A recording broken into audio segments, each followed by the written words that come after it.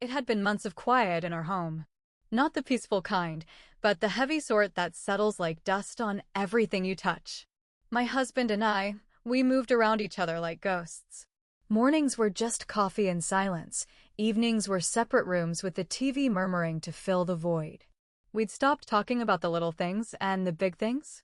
They hung unspoken, weighing us down. I don't even remember the last time he looked at me really looked. Not just a glance over the newspaper or a nod as he headed out the door. So when I woke up that Tuesday to the smell of bacon drifting up the stairs, it hit me like a stranger's voice in an empty room. I lay there for a minute, blinking at the ceiling, wondering if I was dreaming.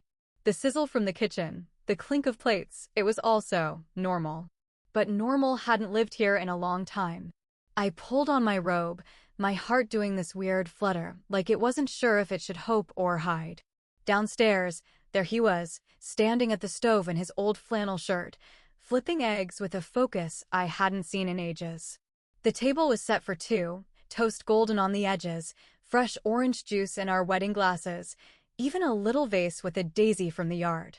"Morning," he said, soft, like he was testing the word. He slid the plate in front of me, scrambled eggs just how I like them, not too runny, with cheese melted in. Bacon crisp, not burned. It was thoughtful. Too thoughtful after all this time. I stared at it, the steam rising like a question mark. Why no? What had changed overnight? My mind raced through the possibilities. Was this an apology? A truce? Or just another way to pretend everything was fine? Hello and welcome. Before we start, tell me in the comments where you're watching from. If these real stories speak to you, make sure to subscribe and hit the like button. So enjoy the story. I poked at the eggs with my fork, feeling this knot in my stomach tighten. Part of me wanted to sit down, eat, and let the warmth seep in. Maybe talk. But another part, the one that had been hurting quietly for so long, hesitated. What if this was just a bandage on a wound that needed more? What if I let myself believe, and it all crumbled again? He sat across from me, waiting, his eyes searching mine for something. I could see the effort in him, the way his hands gripped his mug a little too tight. But I couldn't do it. Not yet. The silence between us felt too fragile to break with a bite of breakfast. So I stood up, plate in hand, and walked to the door. Our neighbor, Mrs. Ellis, she's been alone since her husband passed last year. She's always out there watering her flowers early, waving with that sad smile. I handed her the plate, watched her face light up like I'd given her gold. "For you," I said, my voice steady but my insides churning. Back inside, he was still at the table, staring at his own untouched food. The air felt thicker now, charged with something new. Regret? Anger? Or maybe the start of real change. I didn't know then, but that simple act, giving away what he'd made for me, it cracked open everything we'd been avoiding. And as I sat down across from him, finally, the words started to come, slow, tentative, like rain after a drought. What happened next? Well, it changed us. But in that moment, all I felt was this quiet pull, this curiosity laced with fear. Could we really find our way back? Or had I just pushed us further apart? Looking back, our marriage started like so many do, with that easy kind of love that feels like it could carry you forever. Tom and I met in college, back when life was all about late-night study sessions and dreaming big. He was the quiet type, steady and kind, with a laugh that could light up a room. I was the one always planning adventures, dragging him along to weekend hikes or impromptu road trips. We got married young, right after graduation, in a little backyard ceremony with string lights and homemade cake. "This is it," he whispered during our first dance, his hand warm on my back. "You and me forever." And I believed it, every word. Those early years were good. We built a life in a cozy suburb, the kind with tree-lined streets and kids riding bikes till dusk. Tom got a job as an engineer, tinkering with designs in his home office, and I started teaching at the local elementary school, shaping little minds with stories and art projects. We'd come home exhausted but happy, collapsing on the couch with takeout and bad movies. Dinners were lively then, me chattering about my students' latest antics, him sharing some breakthrough at work. "Pass the salt, love," he'd say, and I'd tease him about his terrible cooking skills. We'd laugh, clear the table together, his arm brushing mine like it was the most natural thing. We had our routines, the ones that make a home feel solid. Mornings meant coffee on the porch, watching the sun creep up while we talked about nothing and everything. Evenings were for walks around the neighborhood, hand in hand, waving at folks we knew. That's how we met Mrs. Ellis, actually. She lived next door in that tidy blue house with the rose bushes out front. An older lady, maybe in her 70s, with silver hair pinned back and a gentle way about her. Her husband, Mr. Ellis, was still around then, a retired mechanic who loved chatting about cars. They'd invite us over for lemonade on hot afternoons, and we'd sit on their swing, listening to their stories from decades of marriage. The secret's in the small things, Mrs. Ellis would say, her eyes twinkling as she squeezed her husband's hand. Like surprising each other now and then. Tom and I took that to heart. We surprised each other plenty, notes in lunch bags, spontaneous picnics in the park. Even after our daughter, Lily, came along 5 years in, things felt balanced. She was our little fireball, with my curls and Tom's thoughtful eyes. Mornings got busier, me packing her lunch while Tom wrestled her into shoes. "Daddy, up," she'd demand, and he'd hoist her onto his shoulders, both of them giggling as we headed out. Family dinners were the highlight, spaghetti nights with sauce splatters everywhere, Lily recounting her preschool adventures in that breathless way kids do. "And then we painted rainbows," she'd exclaim, waving her fork. Tom would nod seriously, "Sounds like a masterpiece," and I'd catch his eye across the table, feeling that warm pull of connection. But life has a way of shifting, doesn't it? Slowly, like seasons changing when you're not paying attention. It started small, after Tom's promotion a couple years back. More hours at the office, deadlines that kept him up late. He'd come home drained, collapsing into his chair with a sigh. "Rough day?" I'd ask, setting a plate in front of him. "Yeah, just busy," he'd mumble, picking at his food. Conversations shortened. Instead of sharing details, he'd give one-word answers, his mind still at work. I tried to fill the gaps, talking about Lily's school plays or my lesson plans, but he'd nod absently, scrolling through emails on his phone. I felt it creeping in, that distance. Mornings turned rushed, coffee gulped down alone while he showered, quick pecks on the cheek before bolting out the door. "Have a good one," he'd say, already halfway to the car. Evenings weren't much better. Dinner became a quiet affair, me serving up whatever was easy, Lily chattering to break the silence, Tom murmuring responses between bites. "How was work, Dad?" she'd ask, and he'd manage a tired smile. "Fine, kiddo." Pass the bread. We'd eat with the TV on low in the background, forks clinking against plates like some awkward soundtrack. After, he'd retreat to his office, just to finish one thing, while I handled bath time and bedtime stories for Lily. By the time I slipped into bed, he'd be there, back turned, already asleep or pretending to be. It wasn't fights or drama, just this slow fade. I started noticing how we stopped touching casually, no more arms around waists or hands held under the table. Emotional stuff piled up unsaid, my worries about Lily starting kindergarten, his stress from work pressures. I'd try to bring it up sometimes, late at night when the house was quiet. "Tom, are we okay?" I'd whisper, staring at the ceiling. He'd pause, then sigh. "Yeah, just tired. It'll get better." But it didn't. The quiet grew, wrapping around us like fog. Meals felt mechanical, sit, eat, clean up in silence. I'd glance at him across the table, wondering where the man who'd dance with me in the kitchen had gone. He seemed absent, even when he was right there, his thoughts a million miles away. Around then, things changed next door too. Mr. Ellis got sick, cancer, the fast kind. Mrs. Ellis took care of him with that quiet strength of hers, but you could see the toll. We'd check in, bring casseroles or mow their lawn. "How's he doing today?" I'd ask, standing on her porch. She'd smile faintly, "Hanging in there, dear. Thanks for the pie." Tom would nod along, but he was pulling away even from neighbors. After Mr. Ellis passed last year, Mrs. Ellis became more solitary. She'd wave from her garden, tending those roses like they were old friends. Lily and I would visit sometimes, bringing cookies or just to chat. "Come sit a spell," she'd say, patting the bench. Her house felt warm, full of memories, photos of her and Mr. Ellis on every wall, laughing in younger days. Talking to her eased something in me, that loneliness I hadn't named yet. Our home, though, it started feeling like a shell. Daily routines ground on. Wake up, get Lily ready for school, wave goodbye to Tom from the window. Afternoons were errands, homework help, maybe a quick play date. Evenings blurred into the same dinner at 6, polite small talk if any. Salad okay? I'd ask, and he'd grunt, sure. We'd eat, eyes on our plates, the silence thick enough to cut. Lily picked up on it, her chatter fading into questions. Why's Daddy quiet? She'd whisper at bedtime. I'd hug her close, he's just thinking, sweetie.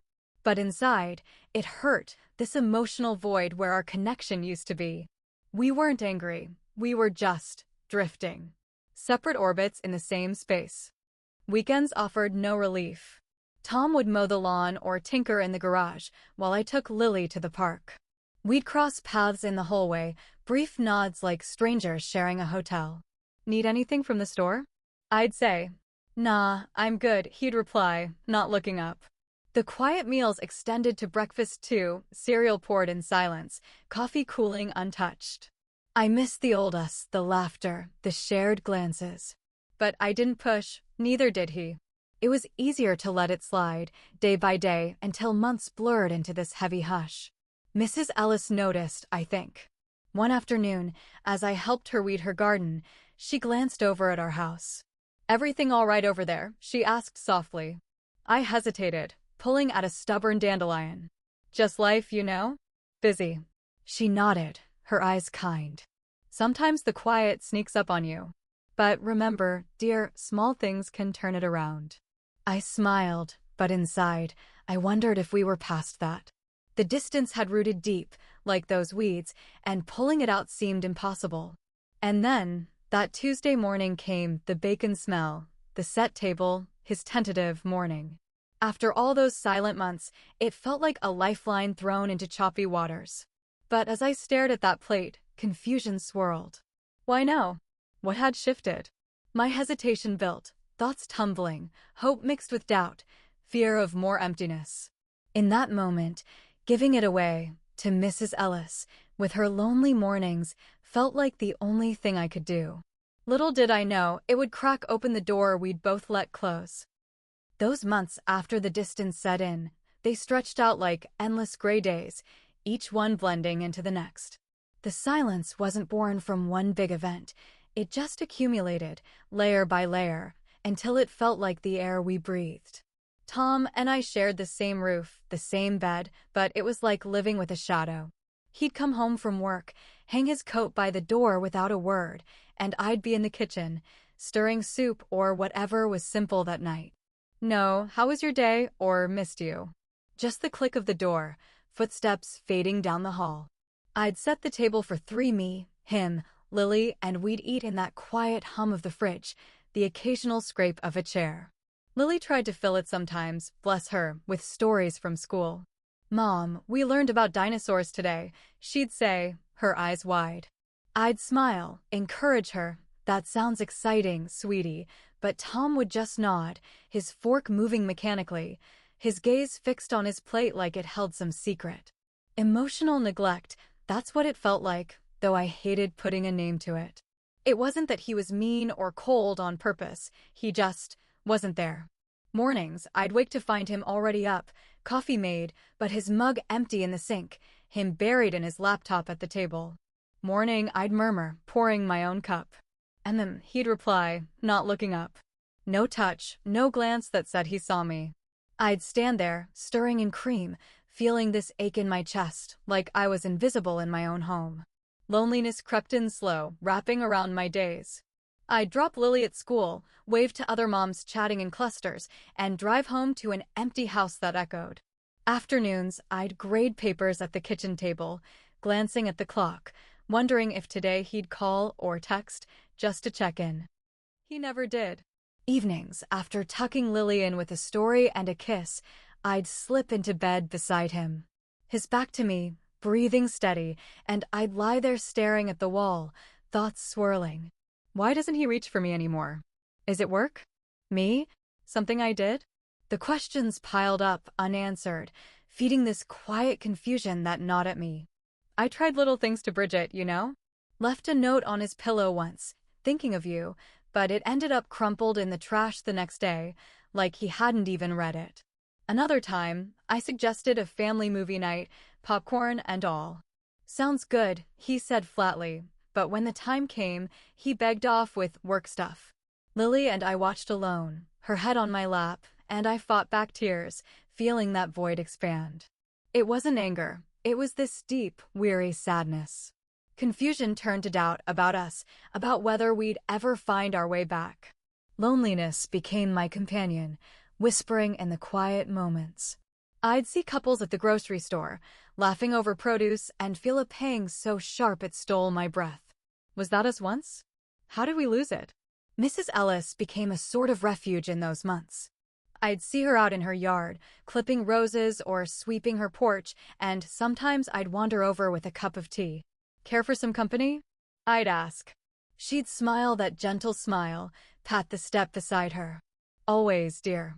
We wouldn't talk about much, weather, her garden, Lily's latest drawing. But it was something, that simple connection.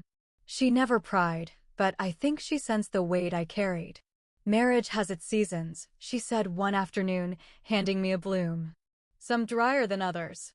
I'd nod, tucking the flower behind my ear, wishing I could believe it was just a season. As the silence dragged on, I started pulling inward too. Stopped sharing the little things from my day, figuring why bother if it fell into the void. Nights I'd read in the living room alone, the lamp casting long shadows, while Tom worked in his office. The house felt too big, too empty. Loneliness wasn't just missing him, it was missing us, the team we used to be. Confusion festered. Was he unhappy? Did he even notice the gap? Fear slipped in, quiet fear that this was it, our new normal, drifting until we were strangers. I'd catch myself watching him sometimes, across the dinner table or from the doorway, searching for a sign, any sign, that he felt it too. But his face was blank, closed off, and I'd look away, heart heavy. Then came that Tuesday. I woke to the unfamiliar sizzle from downstairs, the scent of bacon pulling me from sleep. For a second, I thought it was a dream. Tom hadn't cooked in months, maybe longer. My heart stuttered as I sat up, listening. The clatter of pans, the aroma of coffee brewing strong. Hope flickered, tiny and tentative, like a match in the dark. Maybe today was different.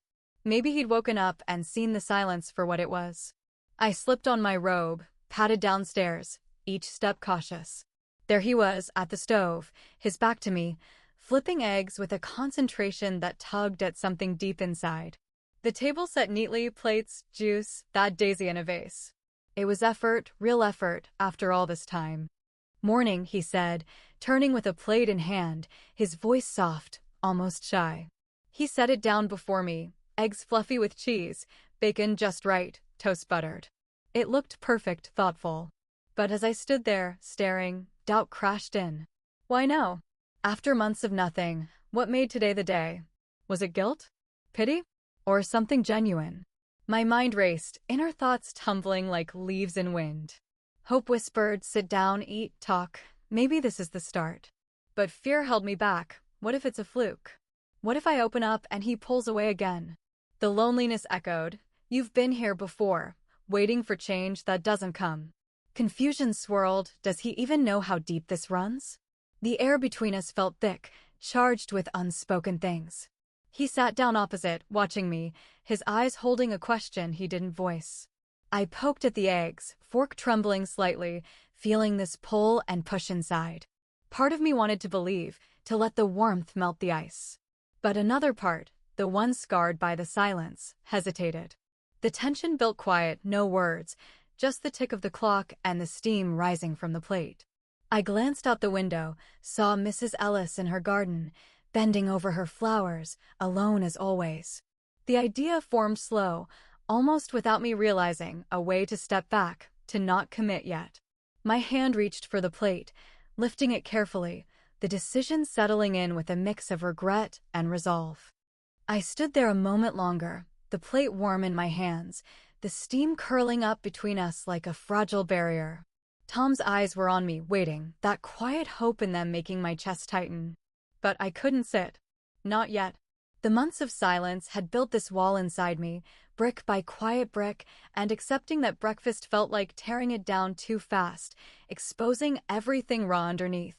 If I ate it, if I let myself believe this was a step forward, what then? Another day of distance tomorrow? More nights lying awake, wondering? The doubt was too heavy, the fear too real, that this gesture was just a flicker, not the light we needed. And part of me was tired of being the one waiting, hoping in the void. Giving it away, to someone who wouldn't complicate it, who could just receive the kindness without all the history weighing it down, that felt safer. Like protecting what little was left of me.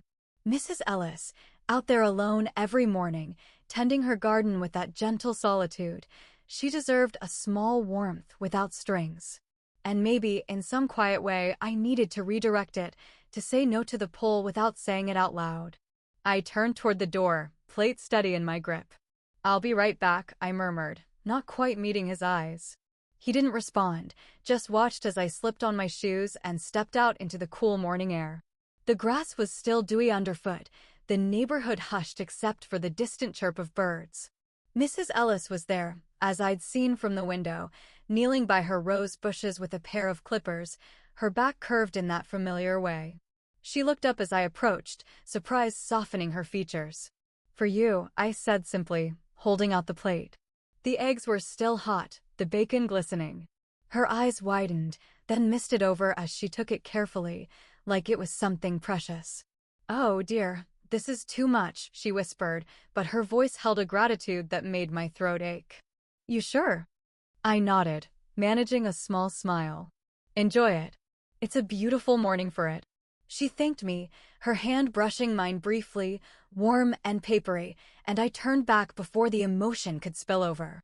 When I stepped inside again, closing the door softly behind me, the kitchen felt different. Thicker air, heavier silence. Tom was still at the table, his own plate untouched, his fork laid down precisely beside it. He didn't look up right away, just stared at his coffee, the mug cradled in both hands like he needed the heat. But I saw it in the set of his shoulders, the way his jaw tightened just a fraction, the hurt settling in, quiet and deep. No anger flashing in his eyes, no sharp words. Just this controlled stillness, like he was holding everything in so it wouldn't shatter the room. His gaze lifted finally, meeting mine across the table, and there was something raw there, vulnerable in a way I hadn't seen in months. Not accusation, but pain plain, unspoken. "Why?" he asked, his voice low, steady, but edged with that ache. Just that one word, hanging there. I sat down opposite him, my hands empty now, folded in my lap. The realization hit me slow, like dawn creeping in. This wasn't just about the breakfast anymore. Giving it away had cracked something open, forced the silence to break in a way all those quiet months hadn't. It was my way of saying, without words, that I couldn't pretend anymore, couldn't accept a gesture and let the distance linger. But seeing his face, the controlled hurt in his eyes, I knew this moment had shifted us forever. The wall I'd built to protect myself, it had pushed him too, maybe too far. This was the breaking point, not loud or dramatic, but profound, the kind that changes the shape of everything after. Regret mingled with relief, fear with a strange clarity. Whatever came next, we couldn't go back to the drifting. The emotional dam had finally given way, quiet tears pricking my eyes as I searched for how to begin. I sat there across from him, the kitchen clock ticking softly in the background, marking time we'd let slip away for too long.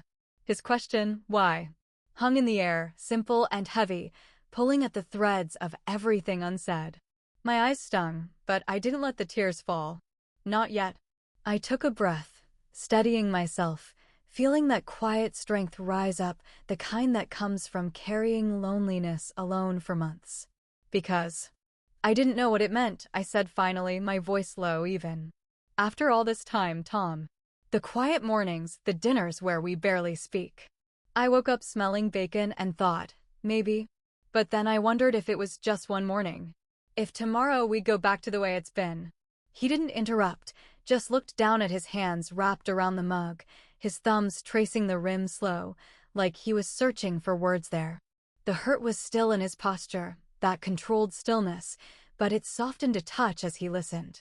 No defensiveness, no sharp edge, just this weary openness I hadn't seen in ages. I went on, the words coming careful, reflective. Giving it to Mrs. Ellis, it wasn't to hurt you. It felt like the only way to say I'm scared. Scared to hope, and then feel that emptiness again. She's alone too, you know? Mornings with no one to cook for, no one waiting. It seemed kinder, somehow, to share it where it wouldn't ask anything back. Regret settled in as I spoke it aloud, the pang of seeing his effort redirected, the small cruelty in it I hadn't meant. I'd protected myself, but at what cost? Understanding dawned slow. My choice had been a shield, built from all those unanswered nights, but it had pierced him too. Self-awareness crept in, gentle but firm. I'd been holding onto the pain as proof, afraid to let it go. Tom nodded then, barely, his eyes lifting to mine. I get it, he murmured, voice rough around the edges. I've been gone for months. Work piled up after the promotion, deadlines, pressure, feeling like I was drowning every day. I came home and just shut down. Didn't want to bring it here, make it worse for you and Lily. Thought if I pushed through alone it'd pass. He paused, swallowing. But it didn't. And I let the quiet take over. Didn't see how much it was hurting you. The truth of it washed over me, quiet and revealing. Not some hidden betrayal or indifference, just burnout, the kind that steals your words and your warmth without you realizing. He'd been carrying his own loneliness, parallel to mine, thinking silence was protection. Regret deepened in me, not sharp, but aching for the months we'd both suffered separately, for assuming the worst in the gaps. I wish you'd told me, I whispered. I thought, maybe you didn't want this anymore. Us. He shook his head slowly. I do. More than anything. That breakfast, it was me trying to start. Small, I know. But after waking up again feeling like a stranger here, I thought, make her favorite. See if it could open something. His voice trailed, the hurt lingering from my choice, but no blame in it. Just understanding, mirroring mine. We sat in that new quiet, not the heavy old one, but something tentative, laced with the aftermath. Distance hadn't vanished.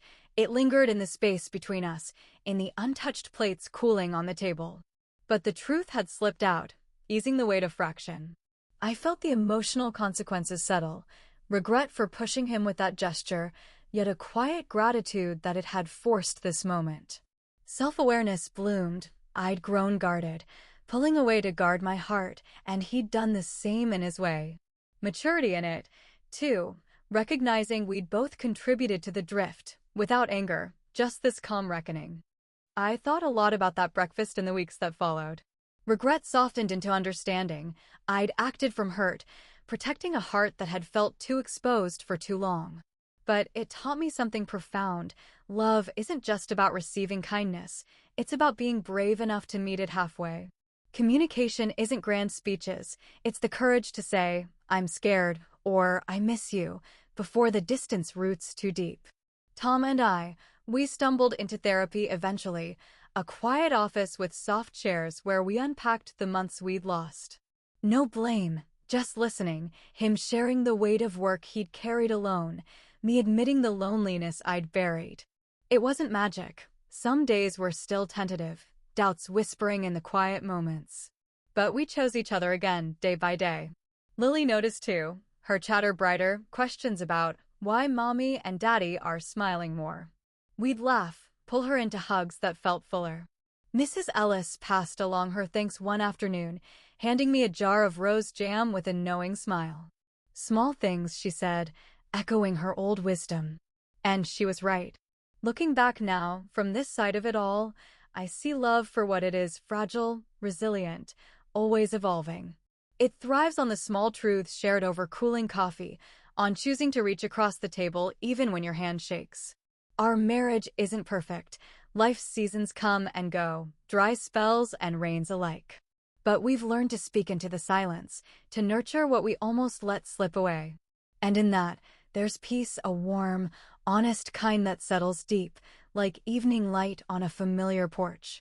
If there's one gentle truth I've carried from it all, It's this: don't wait for the perfect moment to break the quiet. Love deserves your voice every day. And sometimes that's enough to bring you home. Thank you for listening. If this story meant something to you, please like the video and subscribe for more real-life stories. I'll see you in the next one. Lily's footsteps padded overhead, a reminder of the day starting, and we both glanced up. We should talk more, I said softly. Really talk. About all of it. Yeah, he agreed, his hand shifting on the table, not quite reaching for mine, but closer than it had been in months. The path forward felt uncertain, fragile, but for the first time, possible. The aftermath stretched out, emotional and raw, with understanding taking root amid the regret. We weren't fixed, not yet, but the silence had cracked, and in its place, something real was beginning to grow. That conversation in the kitchen lingered with us for days, like the faint scent of bacon that wouldn't quite fade. We didn't rush into big changes, no grand declarations or sudden weekends away. Life kept its rhythm. Lily's school runs, Tom's early mornings at work, my lesson plans scattered across the table. But something had shifted, subtle as sunlight moving across a room. We'd catch each other's eye over dinner and hold it a second longer. Simple questions crept back in. How was your day? And answers followed, not deep dives, but honest ones. Tough meeting, but I handled it, he'd say, or I'd share about a student's breakthrough, and he'd nod with that old thoughtful look. We started small, the way Mrs. Ellis had once told me marriages heal, in the quiet gestures. Tom made coffee for two again, leaving my mug by the pot with cream already stirred in. I'd pack his lunch sometimes, slipping in a note like we used to, thinking of you. Evenings, after Lily's bedtime stories, we'd sit on the porch swing, not always talking, but together. Silence returned now and then, but it felt different, restful, not heavy. We learned, both of us, how dangerous the unspoken can be. Silence isn't always peace. Sometimes it's a slow erosion, wearing away at the foundation until you wake up strangers in your own home. Love needs words, even the hard ones, to breathe.